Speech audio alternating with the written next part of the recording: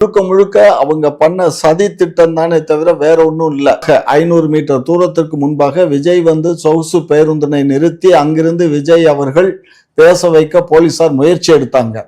தாவேகா நிர்வாகிகளை கேட்டுக்கொண்டும் அதனை மறுத்த அவர்கள் விஜய் பேச நிர்ணயித்த இடத்தில் தான் செல்வோம் என்று அடம்பிடித்து ஏற்கனவே பெருமக்கள் கூடியிருந்த கூட்ட இடத்திற்கு தனது வாகனத்தோடு பின்தொடர்ந்து வந்த ஆயிரக்கணக்கான நபர்களையும் அவர்கள் வாகனங்களையும் கொண்டு சென்று மிகவும் நெருக்கடியை ஏற்படுத்தினர். ஒரு சாலை சந்திக்கும் அகலமான இடம் அங்கு விஜய் சொகுசு பேருந்தை நிறுத்தி இருந்தால் இட நெருக்கடி தவிர்க்கப்பட்டிருக்கும்.